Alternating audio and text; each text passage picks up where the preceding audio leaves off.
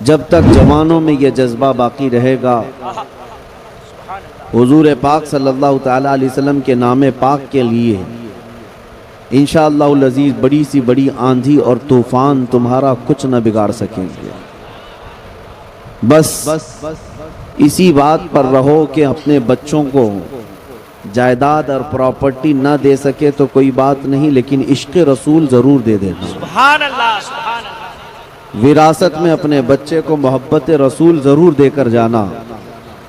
कल को अगर तुम्हारा बच्चा फ़कीर भी रहा, दुनिया अगर उससे पूछे कि तेरे बाप ने क्या कमाया था और तेरे लिए क्या छोड़ा, तो तुम्हारा बच्चा शर्म से सर न झुकाए बल्कि सर उठाकर कहे मेरा बाप मुझे इश्क़ रसूल देकर गया है, मुझे मेरा बाप विरासत में मोहब्बत रसूल देकर गया है।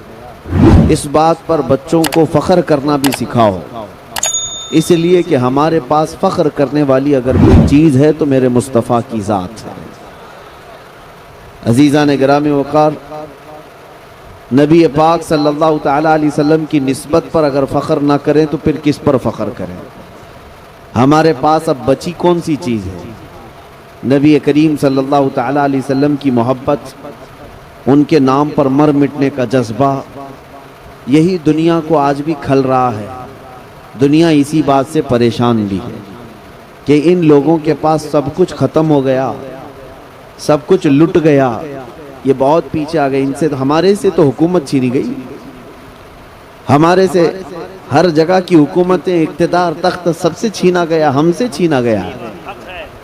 हम 700 साल तक यहाँ पर बराजमान रहे, स्पेन में 700 साल तक रहे, दुनिया के 3 बड़े बर्रे आज़म पर हमारी हुकूमत जारी रही, लेकिन उन सारे ममालिक से हुकूमत इस्लाम को ख़त्म करके इन कुफ़ार व मुशरिकीन यहूद और नसारा ने हमें टुकड़ों में बांट दिया, फ़िरक़ों में बांट दिया। लेकिन उसके बावजूद आज दुनिया का सबसे पहला टारगेट भी हम ही हैं, जिसको 100 साल से ये लोग मार रहे हैं। हमारी इस जमात को पिछले 100 साल से मारा जा रहा है। फ़िलिस्तीन को तोड़ तोड़ करके रख दिया गया, शाम, इराक़, यमन सब बर्बाद कर दिया गया, अफ़गान के टुकड़े टुकड़े हो गए। 100 साल से सुपर पावर ताकतें हमारे पीछे लगी हुई हैं, छोटी से लेकर बड़ी तक ताकतें। अगर दुश्मन अपना किसी को समझती हैं वो सिर्फ दाढ़ी वाले को, वो चाहे अमेरिका में हो, यूरोप में हो, इंग्लैंड में हो कि अफ्रीका में हो, मुसलमान निशाने पर है, सब जगह निशाने पर है। कभी आपने सोचा कि जो बिखरी हुई कौम है, टूटी हुई कौम है, हमारे पास कोई ढंग की हुकूमत नहीं, लेकिन फिर क्यों हम निशाने पर हैं? दुनिया आज हमसे खौफज़दा क्यों है, परेशान क्यों है? मेरे अजीज़ों, वही बात है जिसको इकबाल ने कहा था, कुछ बात तो है कि मिटती नहीं हस्ती हमारी। क्या बात है, क्या बात है। कुछ बात तो है कि मिटती नहीं हस्ती हमारी, सदियों रहा है दुश्मन दौरे ज़मा हमारा, तौहीद की अमानत सीनों में है हमारे, इश्क़ रसूल की अमानत सीनों में है हमारे, आसान नहीं मिटाना नामो निशा हमारा। यूनान व मिस्र और रोमा सब मिट गए जहाँ से, बाकी मगर है अब तक नामो निशा हमारा। अज़ीज़ान गिरामी वक़ार, कोई चीज़ तुम्हारे पास आज भी जो बाकी है, जिससे दुनिया खौफज़दा है, परेशान है, वो चीज़ जो बाकी है तुम्हारे पास, वो अपने नबी की मोहब्बत बाकी है, इश्क़ रसूल की दौलत बाकी है। और इसी दौलत की हिफाजत करते रहना मेरे अजीज़ों। ये जलसे, ये जुलूस, ये उलमा का आना जाना, ये इसीलिए लगा रहता है कि तुम्हारी ये मोहब्बत रसूल की अमानत बाकी रहे, अमानत बाकी रहे। वरना चोरों के आने जाने शुरू हो गए, मक्कार और लुटेरों का तुम्हारे यहाँ आना जाना अगर शुरू हो गया तो इश्क़ रसूल की दौलत भी जा सकती है, जो आखिरी दौलत तुम्हारे पास बची है। इसलिए मैं आपको ये बताना चाहूँगा कि हम हुजूर पाक सल्लल्लाहु ताला अलैहि वसल्लम के नाम पर इतना क्यों मर मिटते हैं? क्यों? इसलिए कि कुरान ने कहा है कि वो रसूल हमसे जान से ज्यादा करीब है। बेशक, सुभान अल्लाह। हमसे जान से ज्यादा करीब है। अगर हम आज रब्बे जुल जलाल की इबादत के लिए फजर की अजान में उठ जाते हैं तो ये सदका है रसूलुल्लाह का। बेशक सुभान अल्लाह। आज अगर हमारे चेहरों पर रौनक है तो ये सदका है रसूलुल्लाह का। हम मुसलमान हैं तो किसकी बदौलत है? रसूल पाक सल्लल्लाहु अलैहि वसल्लम की बदौलत। इसीलिए सबसे पहले मैंने आला हजरत का ये शेर पढ़ा, वो जो न थे तो, याद है आपको, वो जो न थे तो पूछना था। और वो जो न हो तो। अगर रसूल पाक नहीं तो फिर कुछ नहीं, ना हमारे वजूद में कुछ है ना हमारे नाम में कुछ है। हमें जो कुछ भी मिला है वो मेरे मुस्तफ़ा के कदमों से मिला है। बेशक सुभान बरेली के इमाम आला हज़रत फाजिल बरेलवी रज़ियल्लाहु ताला अन्हु यूं अर्ज करते हैं बारगाह रसूल में, या रसूल अल्लाह, खल्क के हाकिम हो तुम, रिस्क के कासिम हो तुम। खल्क के हाकिम हो तुम, रिस्क के कासिम हो तुम। जो मिला तुमसे मिला तुम पे करोड़ों। सुभान अल्लाह। नारे तकबीर, नारे रिसालत, इश्क मोहब्बत, इश्क मोहब्बत। बरसों इबादत करके जो बंदा, हजारों साल इबादत करके, ये सब चीजें पूरा होने तक ना आए बस। हाँ, यहाँ ये लेना बैंक नहीं है। बहरहाल मैं डिस्टर्ब ना हो जाए, एक बार दुरूद शरीफ पढ़ लें। अल्लाहुम्मा सल्लि अला सय्यिदिना मुहम्मद मादनिल जूदी वल करम व आलिहि व अस्हाबिहिल किराम इब्निल करीम बारिक वसल्लम। जिन पर बारिश होनी थी वो तो अब बैठ गए, जिनके हाथ में मुझसे पहले माइक था, जो गुनगुना रहे थे, उन पर ही तो बारिश होती है, नात खानों पर हो, क्योंकि वो भी खाते हैं सदका रसूलुल्लाह। अगर किसी नात खान को पैसे दिए जाते हैं तो ना वो उसका पेशा होना चाहिए, ना ही तुम उसको एहसान जता हो, बल्कि वो अगर 1 रुपया भी खाता है तो मेरे मुस्तफ़ा की तारीफ करके खाता है। और इसमें कोई ऐब की बात नहीं, इसमें कोई ऐब की बात नहीं, बल्कि हमें हमारे बुजुर्गों ने यूं ही सिखाया है, या रसूल अल्लाह, पीते हैं तेरे दर का और खाते हैं तेरे दर का, पानी है तेरा पानी, दाना है तेरा दाना। हमें तो उस बात पर कोई ऐब नहीं है। और मैं समझता हूँ दुनिया का सबसे पाकीज़ा माल वही है जो मेरे मुस्तफ़ा के नाम पर आया। सुभान अल्लाह। मैं अर्ज ये कर रहा था, रसूल करीम सल्लल्लाहु ताला अलैहि वसल्लम की ज़ाते बाबरकत से मिला है जो कुछ भी मिला, और आज भी आप इस बात को महसूस कर लेना, हजारों साल इबादत करके बंदा वहां नहीं पहुंच सकता जो मेरे मुस्तफ़ा की एक नजर से पहुंचता है। एक अरब ने आदमी का बोल बाला कर दिया, खाक के जर्रों को हमदोशे सुरैया कर दिया, खुद न थे जो राह पर औरों के हादी बन गए, क्या नजर थी जिसने मुर्दों को मसीहा कर दिया। नबी पाक सल्लल्लाहु ताला अलैहि वसल्लम के दरबार की बात निस्बत अगर मुख्तसर भी मिल जाए, वो दुनिया का सबसे अजीम सितारा बन जाता है। जैसे मैं आपको बताऊं, हुजूर पाक सल्लल्लाहु ताला अलैहि वसल्लम के सहाबा जो हैं उनका मकाम क्या है पता है? सहाबा का मकाम ये है, मेरे आका खुद फरमाते हैं, अगर मेरी उम्मत का कोई बंदा उहद पहाड़ के बराबर सूना खैरात करे, उहद पहाड़ छोटा नहीं है, 10 किलोमीटर पे फैला हुआ पहाड़ है, एक ही पहाड़ 10 किलोमीटर के सराउंडिंग में फैला है, और नबी पाक सल्लल्लाहु अलैहि वसल्लम फरमाते हैं कि मेरा कोई उम्मती उहद पहाड़ के बराबर सोना खैरात करे और मेरा कोई सहाबी जौ के दाने के बराबर खैरात करे तो भी बराबर नहीं हो सकता। सुभान अल्लाह। वो उम्मती सहाबी की उस खैरात तक नहीं पहुंच सकता। सहाबा का वो मकाम है। सरकार गौसे पाक रज़ी अल्लाह तआला अन्हु से मनकूल और बाज़ दीगर अइम्मा इकराम से मनकूल ये बात है, सहाबा का मकाम क्या है? तो फरमाया गया, जो सहाबी हुजूर सल्लल्लाहु तआला अलैहि वसल्लम के साथ जिहाद में जाया करते, जिस घोड़े पर बैठ करके वो जाते, उस घोड़े के टाप के नीचे से जो धूल उड़ती थी, उस धूल तक भी गौस का मकाम नहीं है। गौस भी वक्त का उस धूल तक नहीं पहुंच सकता जो सहाबी रसूल घोड़े पर बैठकर जाते थे। यह मकाम सहाबा का है। क्यों मिला सहाबा को ये मकाम? क्यों है? सिर्फ और सिर्फ सोहबत रसूल की बुनियाद। क्या बात है, क्या बात। वो निस्बत रसूल है जो उन्हें दुनिया में सबसे मुमताज करती है, सबसे आला करती है। उम्मत का कोई गौस हो, कोई कुतुब हो, कोई किसी भी किस्म का बड़ा सा बड़ा फकी हो, वो गौस वो रसूल पाक के सहाबी के मकाम को नहीं पहुंच सकता। प्लस मैं आपको एक हैरत अंगेज बात बताऊं, हुजूर पाक सल्लल्लाहु ताला अलैहि वसल्लम मस्जिद नबवी शरीफ में बैठे, एक नौजवान था जो यहूदी था, माँ भी यहूदन बाप भी यहूदी, लड़का भी यहूदी, गुजर रहा था, हुजूर के जमाल पर नजर पड़ गई। नबी पाक सल्लल्लाहु ताला अलैहि वसल्लम के चेहरे पर नजर पड़ी, वो देखता का देखता रह गया। मेरे आका का हुस्न था ही ऐसा। मेरे आका सल्लल्लाहु अलैहि वसल्लम को सहाबा कहते हैं जो एक मर्तबा देखता वो पलकें झपकाना भूल जाता, वो हुजूर को यूं ही देखता रह जाता। बल्कि बाद सहाबा फरमाते हैं हमें भूख शिद्दत की लगती तो भी चेहरे मुस्तफ़ा को देखते, हुजूर के चेहरे को देखते भूख भी खत्म हो जाती। यहाँ तक कि जो बीमार सहाबा हैं वो कहते हैं अगर बहुत ज्यादा बीमार होते तो रसूलुल्लाह को देख लेते थे। है जहर मासी का तैबा ही शिफा खाना। अजीज़ान गिरामी वक़ार, वो यहूदी नौजवान नबी पाक सल्लल्लाहु ताला अलैहि वसल्लम के चेहरे पाक को देखा तो देखता रह गया और दरवाजे के पास खड़ा रहा। चूंकि यहूदी था अंदर तो आया नहीं, खड़ा रहा, शाम हो गई और उसके बाद घर चला गया।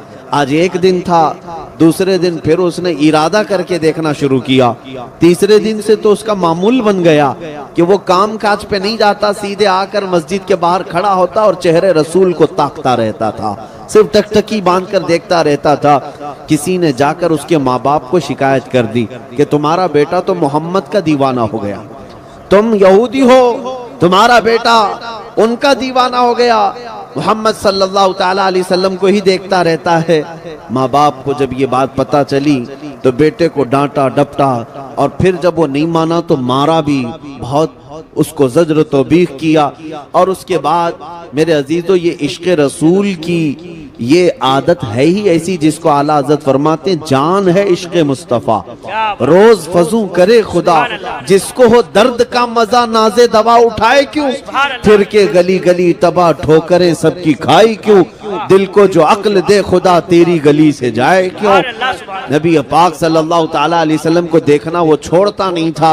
माँ बाप को शिकायत की गई। एक दिन बाप यहूदी आया और देखा अपने बेटे को कि यहीं खड़ा रहता है, आकर के अपने बेटे को गिरफ्तार किया और घर ले गया और जंजीरों से बांध करके उसको कैद कर दिया। कहा आज के बाद ना तू घर से बाहर निकलेगा, ना मोहम्मद को देखेगा, ना मस्जिद के बाहर जाएगा, ना कहीं उनकी जियारत करेगा।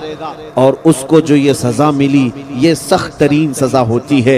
एक आशिक रसूल के लिए सबसे बड़ी सजा उसके रसूल से दूर कर देना, नबी पाक सल्लल्लाहु ताला अलैहि वसल्लम से दूर करना।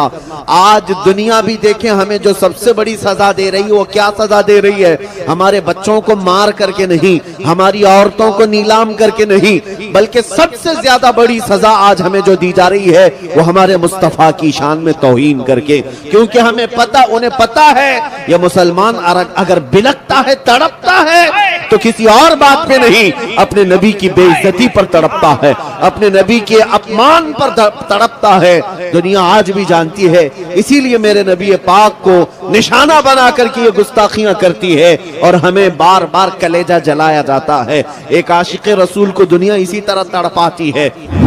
उस यहूदी नौजवान को इस्लाम लाया हुआ नहीं है, ईमान लाया हुआ नहीं है, लेकिन दिल से मेरे मुस्तफा पर फिदा था। माँ बाप कैद करके रखे हैं, जंजीरों में बांध कर रखे हैं, लेकिन हुआ क्या, चंद दिनों की कैद के बाद वो नौजवान बीमार पड़ गया।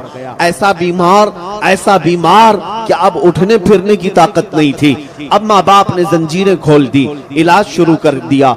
जब बड़े बड़े हकीम आए, इलाज से आजिज आ गए, सब थक गए और कहा इसकी बीमारी न पकड़ में आती है, न इलाज सही हो पाता है।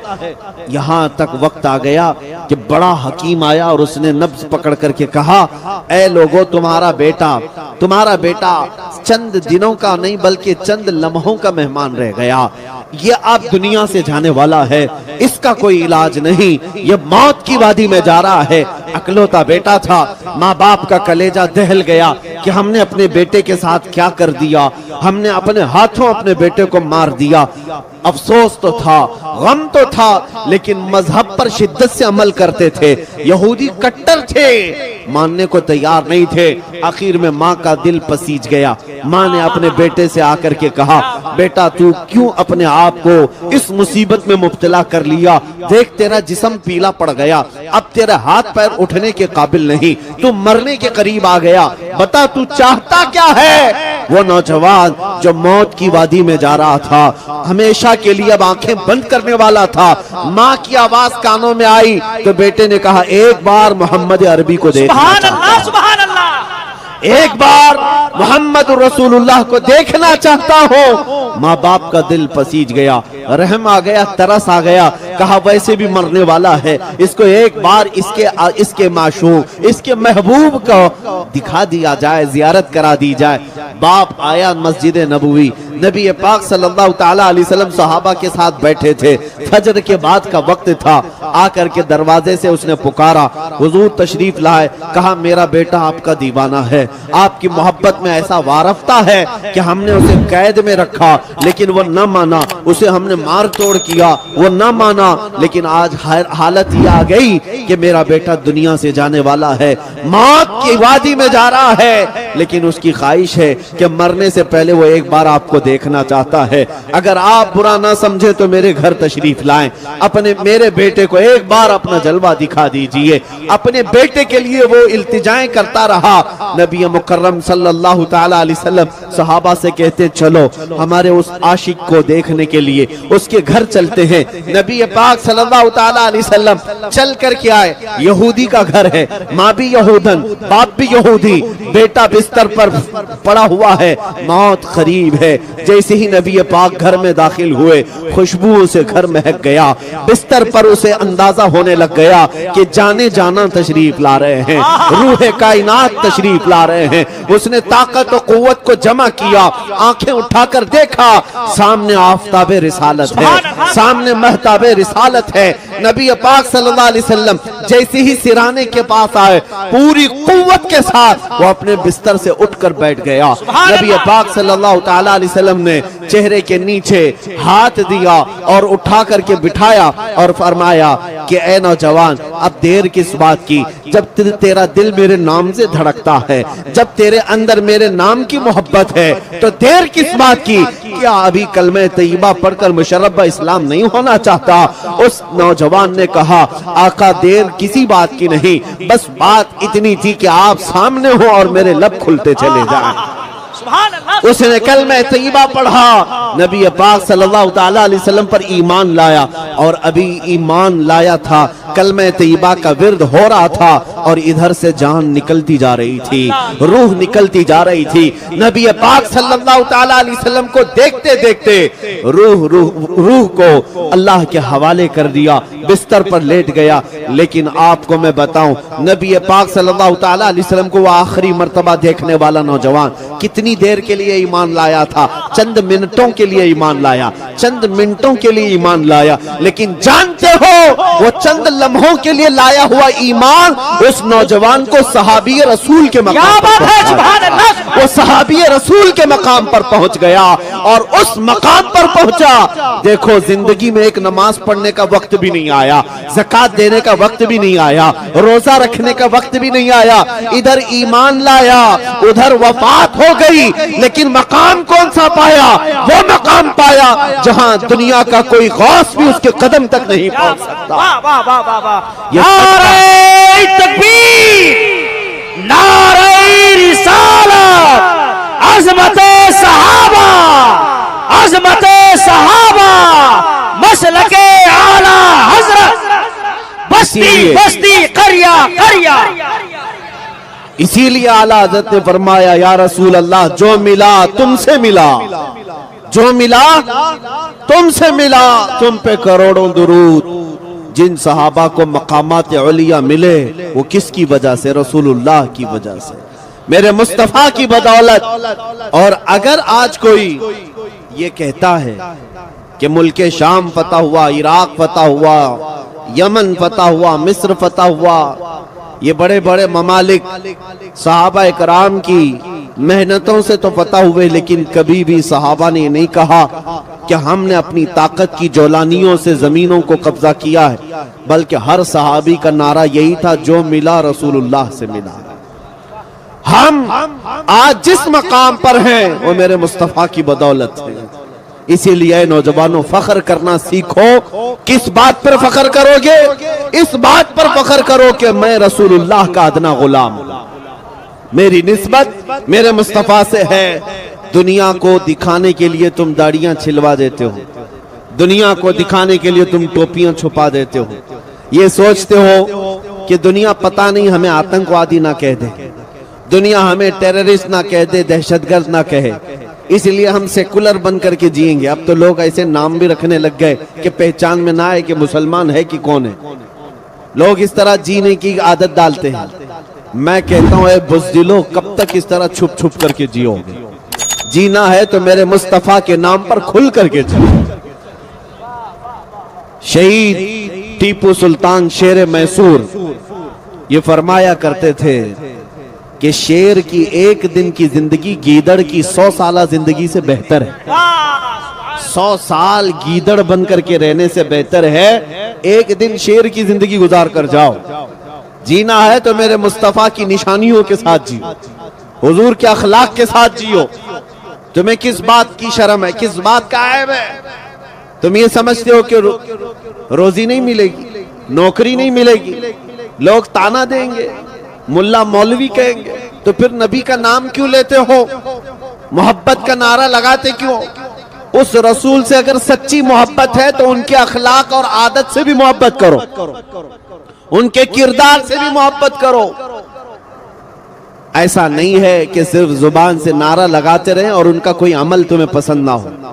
मैं आपको बताऊं, आपने नाम सुना है सैफुल्लाहिल मसलूल खालिद बिन वलीद रदियल्लाहु ताला। कौन है? रसूल पाक के वो सहाबी जिनको खुद रसूलुल्लाह ने फरमाया ये अल्लाह की लटकती हुई तलवार है। कौन? सैफुल्लाह खालिद बिन वलीद। आपको मैं बताऊं, उन्होंने अपनी जिंदगी में 125 जंगें लड़ी। कितनी? 125 जंगों में शिरकत किए। मेरे अजीजों, जंग है कोई फुटबॉल क्रिकेट का मैदान नहीं है कि सुबह गए शाम में आ गए। जंग का मैदान जान हथेली पर लेकर जाना होता है। और खालिद बिन वलीद खुद फरमाते, मेरे पूरे जिस्म में एक बालिश्त जगह भी बाकी नहीं जहां तीर और नेजे का निशान ना हो। हर जगह जख्म है, हर जगह जख्म है।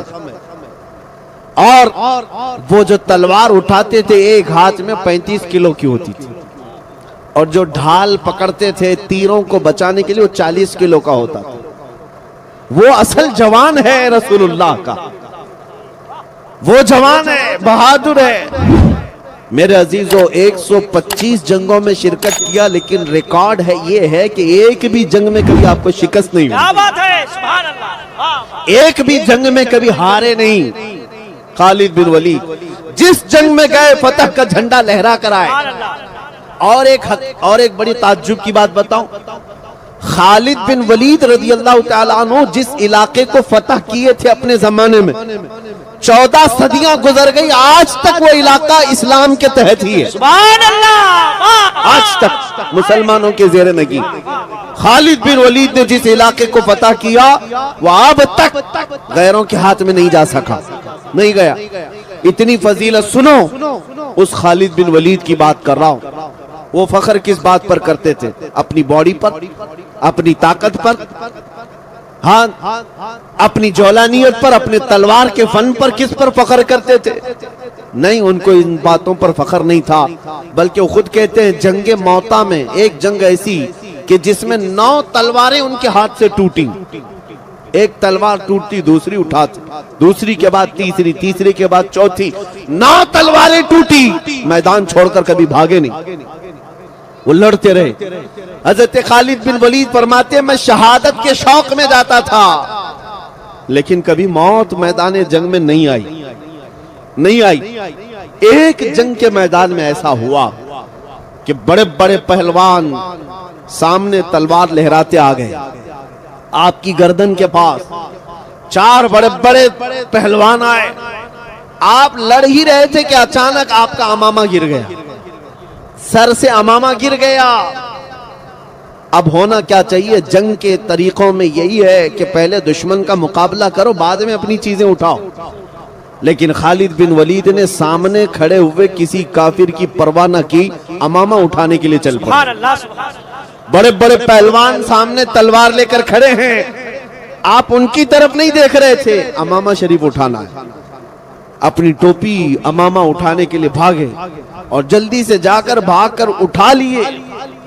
इतनी देर में तो वो गर्दन अलग कर सकते थे, लेकिन सब हैरत में रह गए। सबों ने तलवार नीचे कर ली। ये हरकत एक आम फौजी भी नहीं करता, एक आम सिपाही भी नहीं करता। खालिद बिन वलीद तो सिपह सालार है, ऐसी हरकत कैसे कर सकते हैं? तो उन काफिरों ने पूछा खालिद बिन वलीद से, ये क्या हरकत तुमने किया? एक छोटा फौजी भी नहीं करता ऐसी हरकत।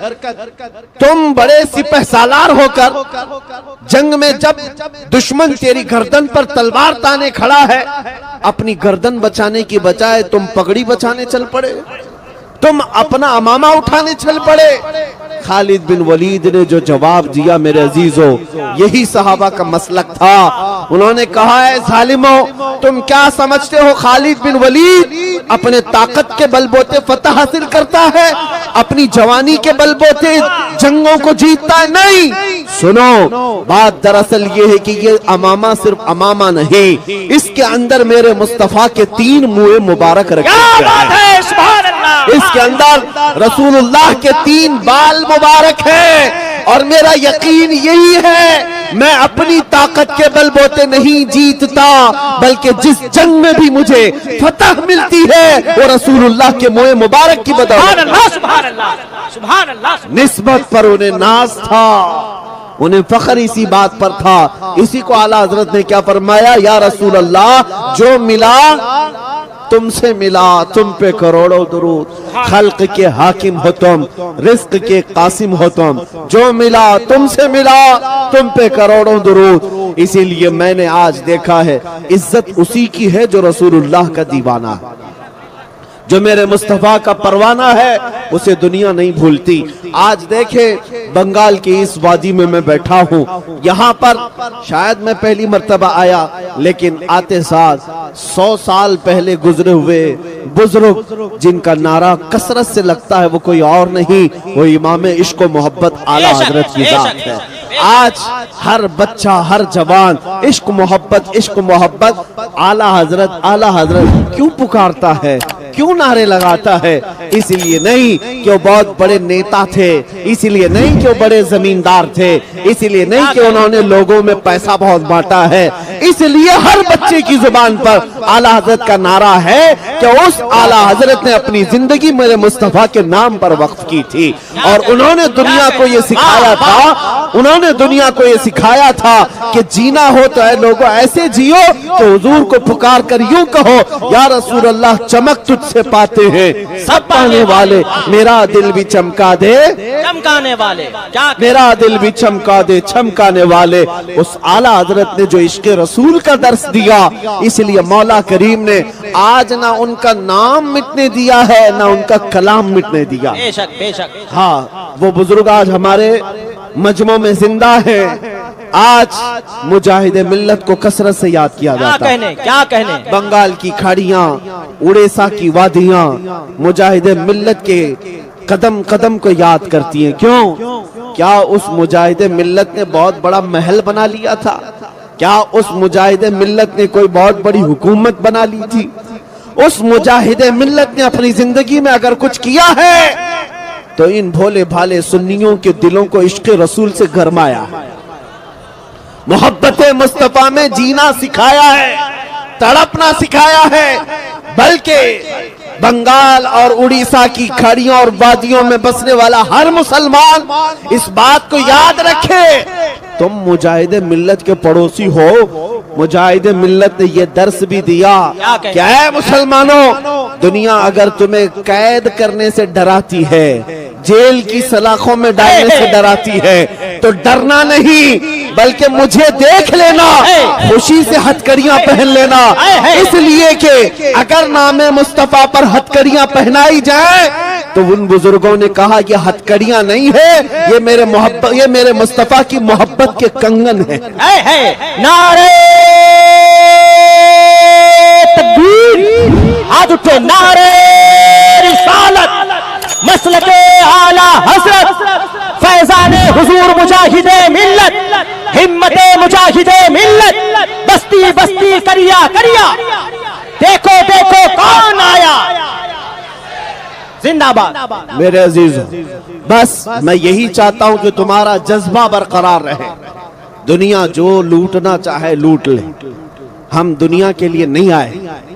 हमें हमारे मुस्तफा करीम सल्लल्लाहु अलैहि वसल्लम ने इरशाद फरमाया, अद-दुनिया सिजनुल लिल मुमिनीन, दुनिया मोमिनों के लिए कैद खाना है।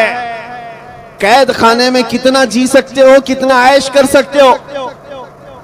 उन मुसलमानों से मैं कहता हूं जिनको ये लगता है कि मौलाना लोगों की तकरीरें सुने तो दुनिया छोड़ना पड़ेगा, नहीं सुनोगे तब भी छोड़ना पड़ेगा। मलकुल मौत तो आने वाले आएंगे, आज या कल कभी तो आएंगे, पकड़ कर ले जाएंगे। कोई भी प्रॉपर्टी वाला, कोई जमींदार हमेशा रहने के लिए नहीं आया। मुझे कोई गारंटी देकर के बताए कि मैं 100 साल जीने वाला हूं, बता दे कोई। किसी को कल तक की गारंटी नहीं है, 100 साल बहुत दूर की बात। मोमिनो, तुम्हें यहां हमेशा रहना नहीं है। अगर दुनिया लूटती है तुम्हारा सामान तो लूट ले, कुछ फर्क नहीं पड़ता।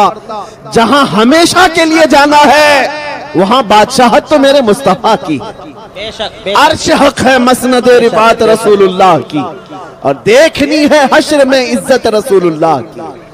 और आला हजरत ने हमें यही सिखाया है, हम रसूलुल्लाह के, जन्नत रसूलुल्लाह की। कयामत के दिन जिसके तुम नाम लेवा हो उसकी हुकूमत तो है, जहां सब तुम्हें ललकार देंगे। सब ने सफ़े महशर में ललकार दिया हमको। आला हज़रत यही फरमाया, आदम अलैहिस्सलाम से लेकर ईसा अलैहिस्सलाम तक हर नबी जब ये कह रहे होंगे कि आज जाओ किसी और के पास, उस वक्त बताओ कौन है जो कहता है आ जाओ मेरे पास? सुभान अल्लाह, सुभान अल्लाह। कौन है जो कहता है आ जाओ मेरे पास? वो कोई और नहीं, वो आमिना का लाल मकीने गुंबद खजरा, हम गरीबों के आका और मौला मोहम्मद रसूलुल्लाह की जात है। वो तुम्हें वहां पर भी मदद के लिए बुला रहे होंगे।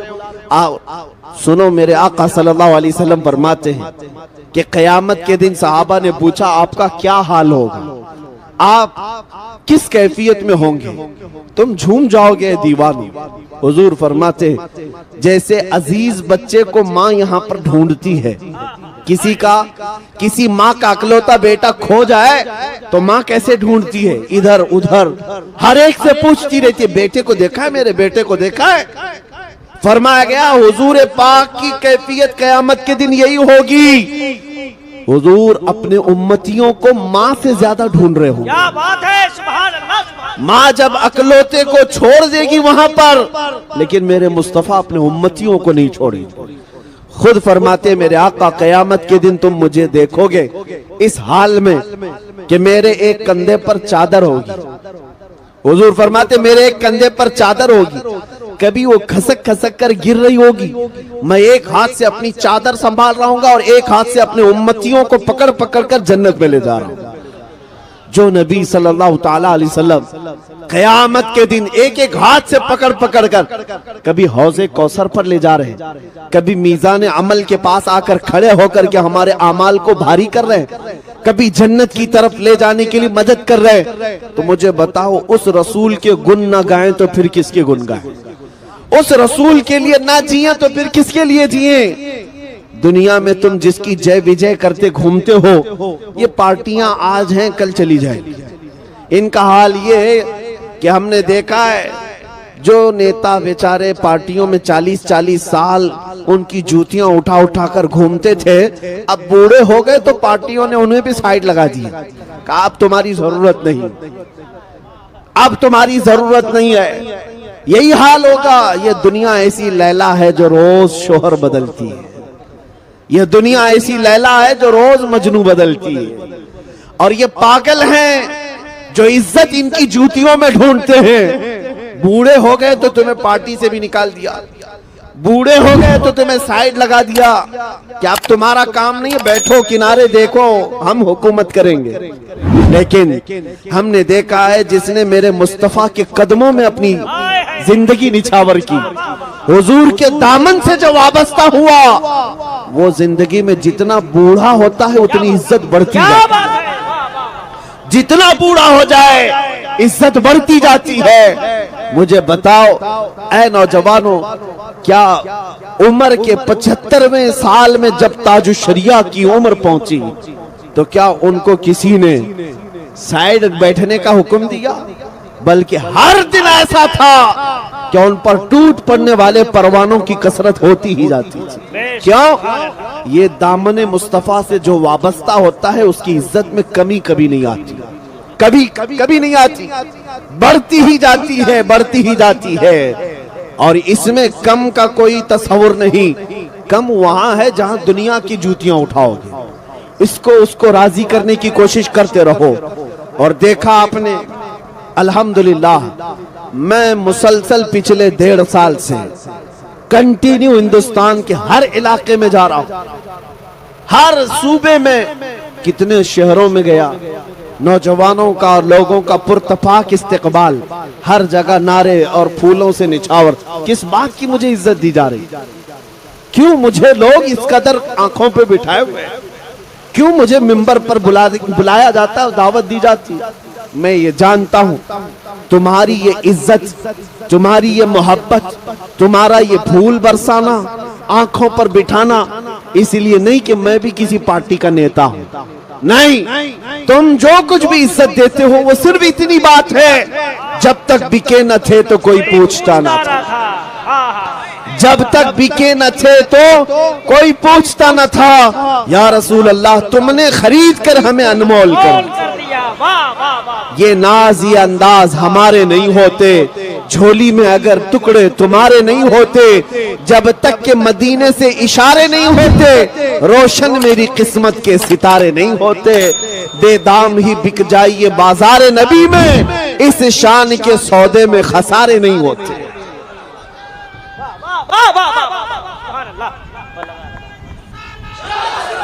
भाई मुफ्ती साहब को मैंने देखा है लाखों के जलसे में, लाखों के मजमे में, अल्हम्दुलिल्लाह, दीवाने नारा लगाते हैं तो कसम खुदा की लगता है दुश्मने नबी का कलेजा कांपने लगता है।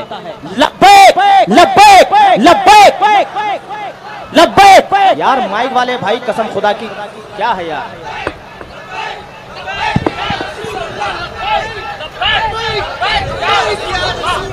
बहुत बेहतर मेरे अजीजों, ये जो है सिर्फ नारा ही नहीं है बल्कि ये तो एक वजीफा भी है। लब्बैक या रसूल अल्लाह, ये सिर्फ नारा नहीं है, मेरे मुस्तफा की पुकार है और दुरूद भी। नबी पाक सल्लल्लाहु ताला अलैहि वसल्लम को पुकारना ये एक सिर्फ और सिर्फ नारा नहीं है, ये इबादत है, ये इबादत है। और दुश्मनों का कलेजा फटता है आज तो इसी नारे की बदौलत, उन्हें पता है। और मैं ये चैलेंज के साथ कहता हूं, जितना इस नारे को दबाने की कोशिश करते रहेंगे जालिम भेड़िया, मैं यकीन के साथ कहता हूं कि अब ये नारा क़यामत तक रुकने वाला नहीं है, नहीं रुकने वाला है। क्यों? इसलिए कि ये किसी आम शख्सियत के नाम पर लगने वाला नारा नहीं, ये कायनात के दूल्हा के नाम पर लग रहा है, हुजूर पाक सल्लल्लाहु ताला अलैहि वसल्लम के नाम पाक पर है। और किसी अभी चंद दिनों पहले की बात है, शायद हफ्ता 2 हफ्ता पहले, एक साहब ने मुझे कहा कि किसी मजमे में नारा बहुत लग रहा था, हमें बुलाया गया पुलिस स्टेशन में और केस देने की बात की। मैंने कहा क्यों? कहा लब्बैक लब्बैक के नारे लगा रहे थे, पुलिस वालों ने कहा कि तुम पर भी केस होगा। मैंने कहा इसमें डर किस बात का, डर किस बात का? कहा कि आप तो अच्छी खबर दे रहे हैं, इससे बेहतर केस क्या हो सकता है? इससे बेहतर केस क्या हो सकता है कि नबी पाक सल्लल्लाहु ताला अलैहि वसल्लम के नाम पाक पर पुकारने का वो तुम्हें केस नहीं बल्कि सर्टिफिकेट दे रहे हैं आशिक़े रसूल होने का। क्या बात है? वाह वाह वाह वाह। वो सर्टिफिकेट दे रहे हैं कि तुम किसी और को नहीं पुकारते, तुम रसूलुल्लाह को पुकारते हो। अगर दुनिया ये सर्टिफिकेट देती है तो खुशी से कबूल कर लो, और बारगाह मुस्तफ़ा में जाकर अर्ज करना और कहना, या रसूल अल्लाह, सिर्फ मैं ही नहीं कहता, सारी दुनिया भी कह रही है, आपके दुश्मन भी कह रहे हैं, मैं किसी और को नहीं पुकारता, सिर्फ आपको पुकारता हूं। जिस दिन नबी पाक सल्लल्लाहु अलैहि वसल्लम की बारगाह में तुम ये अरीजा पेश करोगे, यकीन है मेरे आका यही फरमाएंगे, कब्र में जब तुम पहुंचोगे उस दिन सारी दुनिया से थक हार करके पहुंचोगे, नबी पाक मुनकर नकीर से कहेंगे, छोड़ दो ये मेरा मलंग है, ये दुनिया से थक करके आया है, दुनिया ने इसे बड़ा परेशान किया है, छोड़ दो इसे, सो जाने दो, हम उसी रात के लिए मेरे अजीजों मर मिटते हैं। आओ मेरे अजीजों, नबी पाक सल्लल्लाहु ताला अलैहि वसल्लम के नाम पाक पर बेदार होना यह हमारे बुजुर्गों का शिवा है। हमने देखा है जब जब कौम हमारी सोती है, इसको जगाने के लिए हुजूर का नाम ही काफी है, नाम ही काफी। एक यहूदी आलिम है जो रिसर्च कर रहा था, डॉक्टरेट किया, पीएचडी किया, एक नहीं 2 पीएचडियां, किस बात पर? मुसलमानों के हालात पर। एक मॉडर्न मुसलमान है, उस मुसलमान से उस यहूदी आलिम की मुलाकात हुई और मुलाकात में उसने जो बात की, मुसलमान ने पूछा, पीएचडी का तुम्हारा रिसाला कहां तक पहुंचा?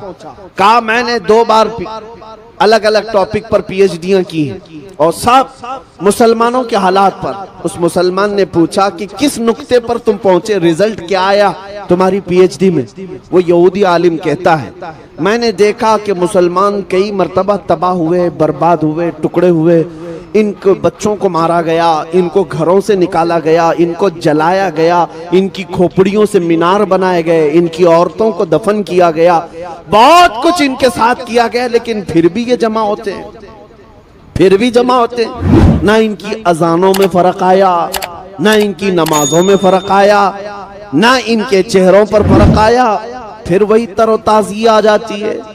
ये कैसी डाल है, ये कैसा दरख्त है कि इसकी हर शाख को तोड़ा जाए फिर भी हरियाली बाकी रहती है, फिर भी हरियाली बाकी रहती है, ये कैसा दरख्त है? तो इस मुसलमान ने पूछा कि तुम्हें क्या लगता है वजह क्या होगी, तुम बताओ। उस यहूदी आलिम से पूछा कि वजह क्या होगी कि बार बार हरियाली फिर आती है, इसकी शाखों को तोड़ने के बाद भी फिर हरियाली आती है? वो यहूदी कहता है, बुरा ना मानो, मेरा रिसर्च ये कहता है ये 1000 टुकड़ों में बट जाएं, लेकिन जब नाम मोहम्मद की बात आती है फिर ये इकट्ठा हो जाते हैं। ये गुंबदे खजरा का नाम आता है फिर जमा हो जाते हैं। और मैंने देखा है मेरे अजीज, प्रैक्टिकली देखा है, जब वो पाखंडी कुत्ता मेरे नबी की शान में भौंक रहा था और गुस्ताखियां कर रहा था, हमारा दिल जल रहा था, हमने बड़ी दूर से आवाज लगाई थी और यकीनन हर मुसलमान के दिल की आवाज थी। हम अपनी जान मेरे मुस्तफा के नाम पर फिदा करने को तैयार हैं।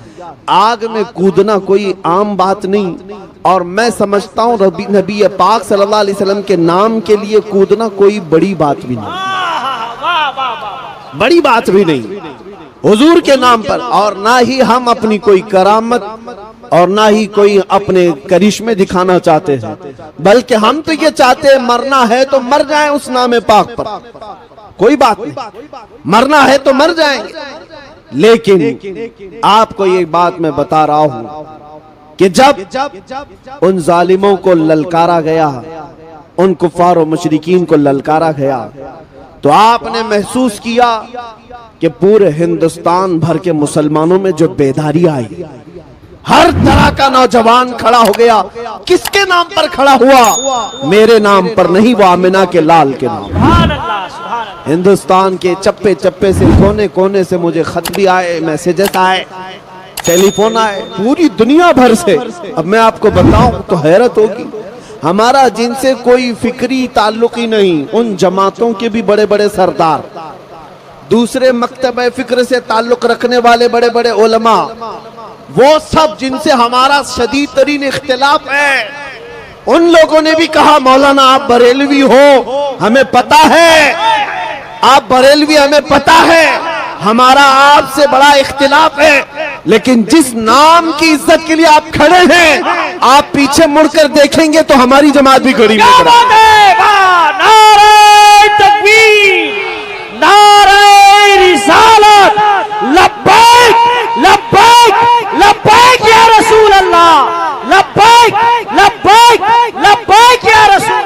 मेरे अजीजों, मैं ये बात इसलिए अर्ज कर रहा हूं कि मुझे पीछे मुड़कर देखने की जरूरत नहीं कि कौन खड़ा है कौन नहीं खड़ा है। उन्होंने कहा था पीछे मुड़कर देखें तो हम भी नजर आएंगे।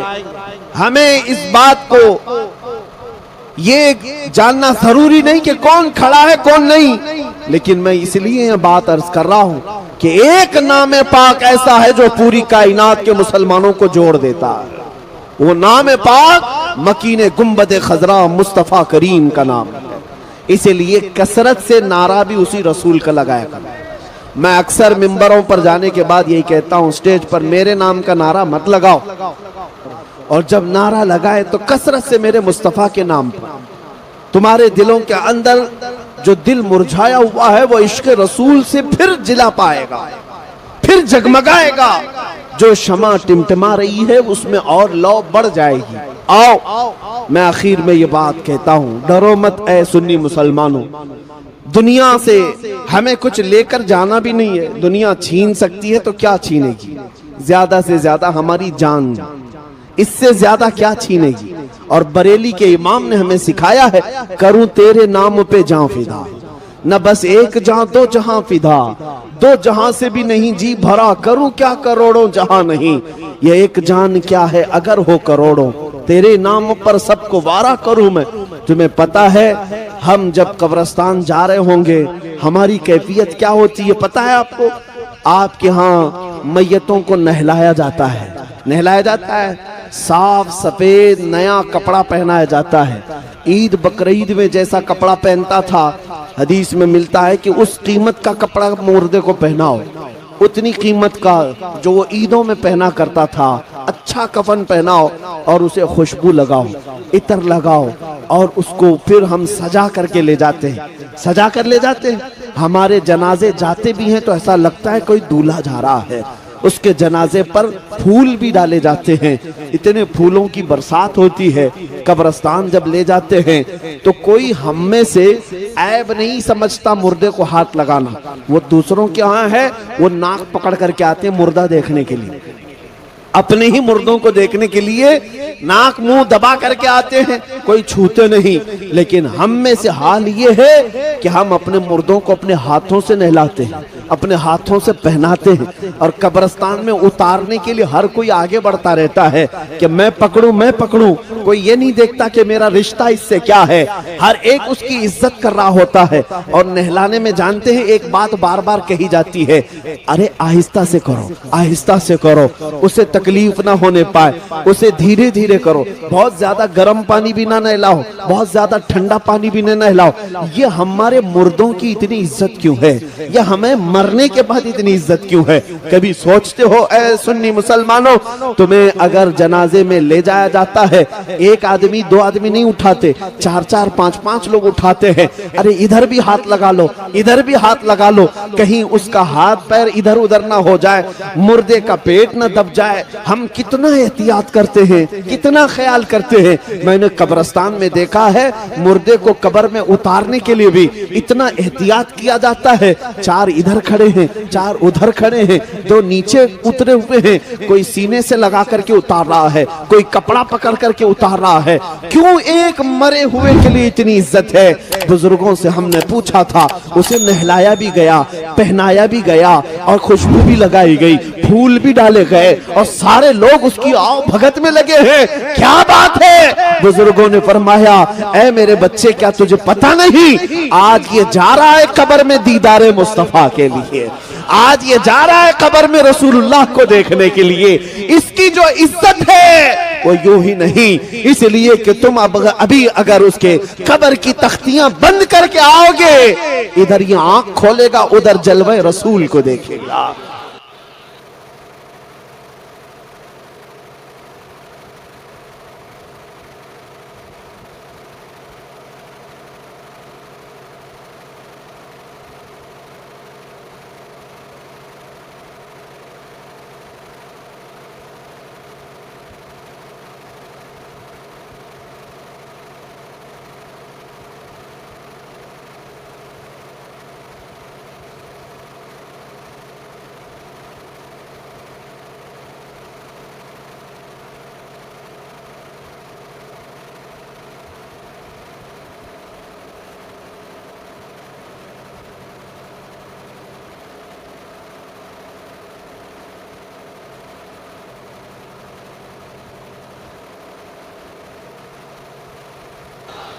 मेरे अजीजों, हमें मरने का भी डर नहीं, इसीलिए मैं ये सुना रहा हूं। मोमिन को मौत का खौफ ना हो। मोमिन मरता है, उसे यकीन है कि मेरे मुस्तफा के कदमों में जाऊं।